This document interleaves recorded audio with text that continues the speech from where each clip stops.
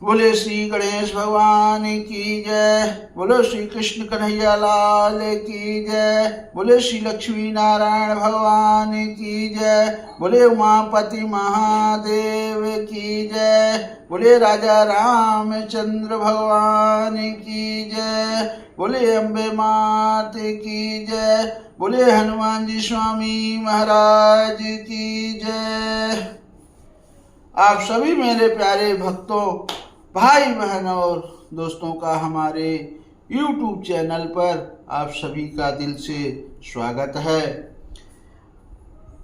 आज हम श्रीमद् भागवत महापुराण की कथा चतुर्थ स्कंध में तृतीय अध्याय की कथा सुनाएंगे। आज की कथा बहुत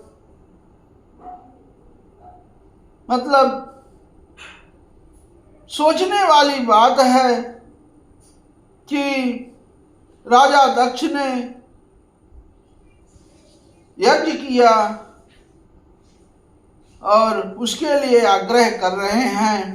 वो कथा आपको हम बहुत सुंदर कथा है, अब आप लोग जरूर सुनिए और अच्छी लगे तो दूसरों को भी शेयर कीजिए, कमेंट कीजिए, लाइक कीजिए और चैनल को अगर सब्सक्राइब ना किए हो तो सब्सक्राइब भी कीजिए। तो आज हम कथा शुरू कर रहे हैं। सती के पिता के यहाँ यज्ञोत्सव के में जाने के लिए आग्रह करना। अब यहाँ श्री मैत्रेय जी कहते हैं, विदुर जी, इस प्रकार उन ससुर और दामाद को आपस में वैर विरोध रखते हुए बहुत अधिक समय निकल गया। इसी समय ब्रह्मा जी ने दक्ष को समस्त प्रजापतियों का अधिपति बना दिया। इससे उसका गर्व और भी बढ़ गया। अब उसने भगवान शंकर आदि ब्रह्मानिष्ठों को यज्ञ भाग ना देकर उनका तिरस्कार करते हुए पहले तो वाजपेय यज्ञ किया और फिर बृहस्पति शव नाम का यज्ञ आरंभ किया। उस यज्ञोत्सव में सभी ब्रह्मर्षि, देवर्ष, पितर, देवता आदि अपनी अपनी पत्नियों के साथ पधारे। उन सब ने मिलकर यहाँ मांगलिक कार्य संपन्न किए और दक्ष के द्वारा उन सब का स्वागत सत्कार किया गया।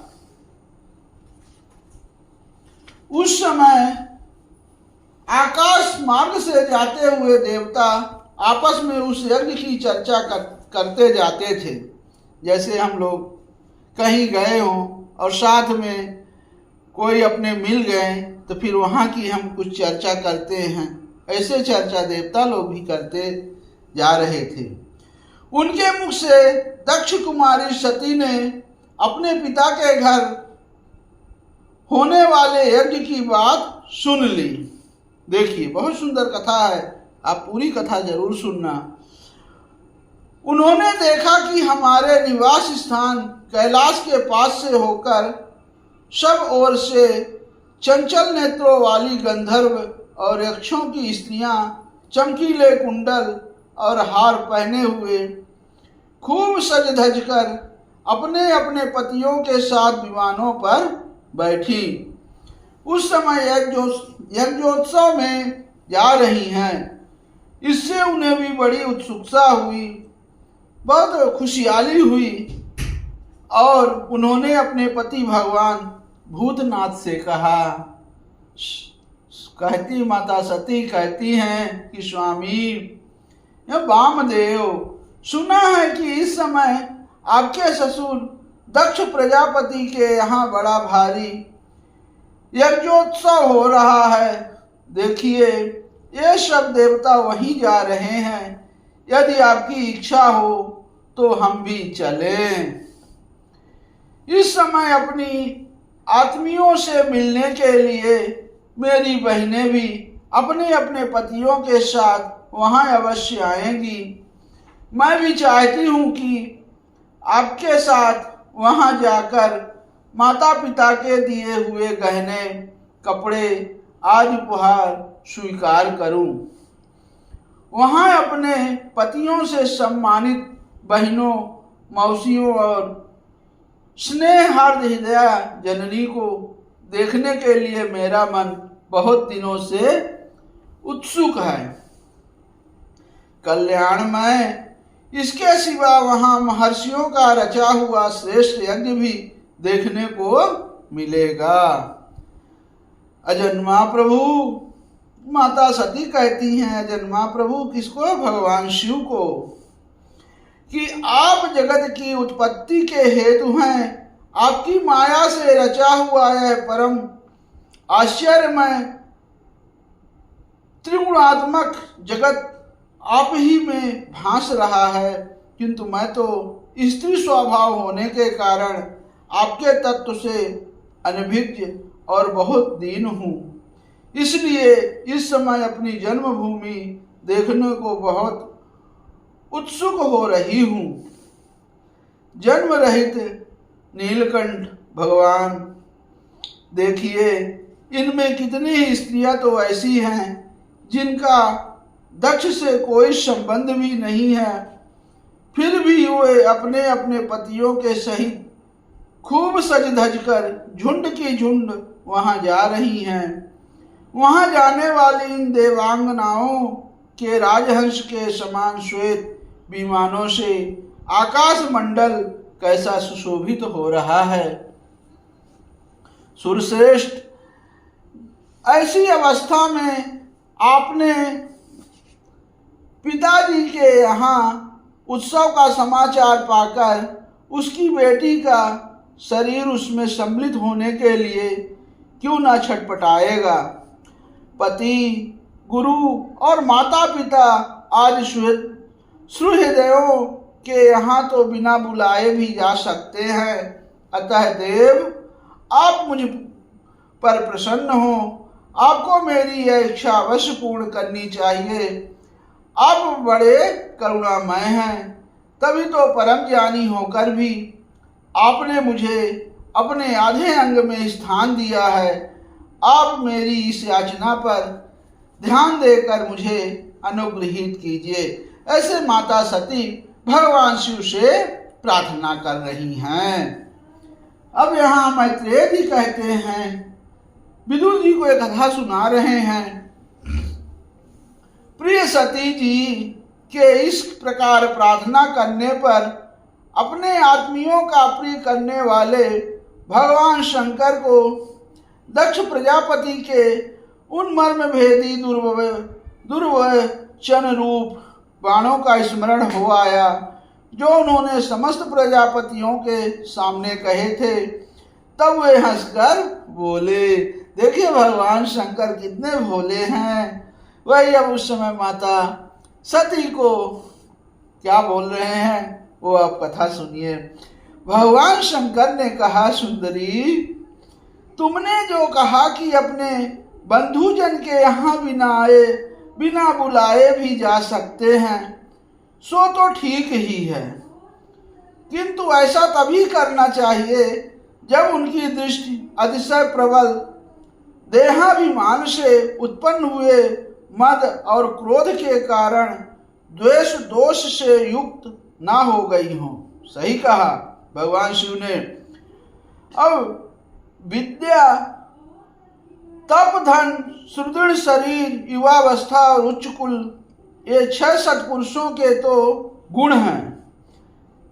जो सत्पुरुष हैं उनके गुण हैं विद्या, तप, धन, सुदृढ़ शरीर और युवावस्था, और वो उच्च कुल के हों। यही सत्पुरुषों की निशानी है। परंतु नीच पुरुषों में ही अवगुण हो जाते हैं, क्योंकि इनसे उनका अभिमान बढ़ जाता है और दृष्टि दोष युक्त हो जाती है, या विवेक शक्ति नष्ट हो जाती है। इसी कारण वे महापुरुषों का प्रभाव नहीं देख पाते। इसी से जो हमारे अपने यहाँ आए हुए पुरुषों को कुटिल बुद्धि से भी चढ़ाकर रोष भरी दृष्टि से देखते हैं। उन अव्यवस्थित चित्त लोगों के यहाँ ये हमारे बांधव हैं, ऐसा समझकर कभी नहीं जाना चाहिए। जय। बहुत सही बात बोले भगवान शिव। आगे कह रहे हैं, देवी शत्रुओं के बाणों से बिध जाने पर भी ऐसी व्यथा नहीं होती जैसी अपनी कुटिल बुद्धि स्वजनों के कुटिल वचनों से होती है। सही बात है। जैसे कोई अपना ही खास हो और अपने को कटु वचन बोले तो मुझे तो अच्छा नहीं लगेगा, चाहे कोई भी हो, तो वहां जाना अच्छा नहीं है।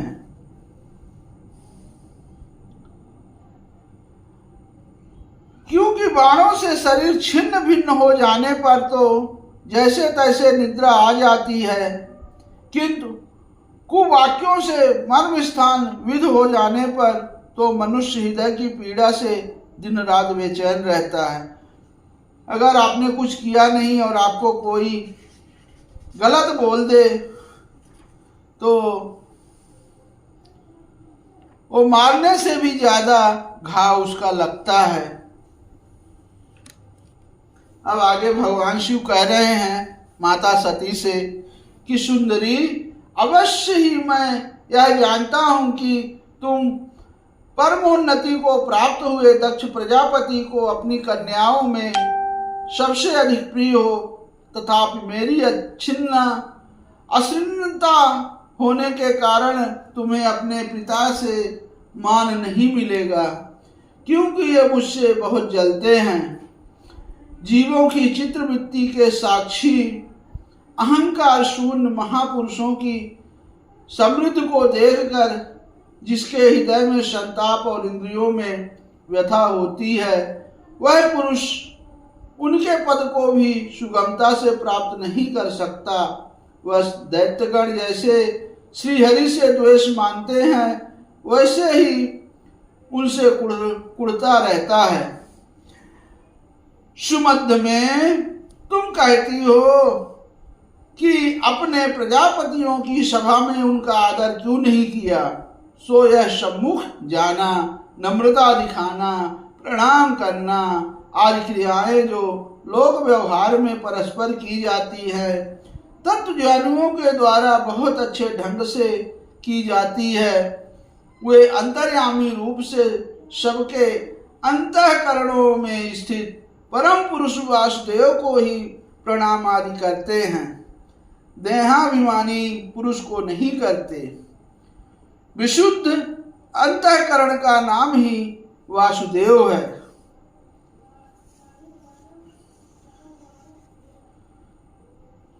क्यों कि उसी में भगवान वासुदेव का अपरोक्ष अनुभव होता है।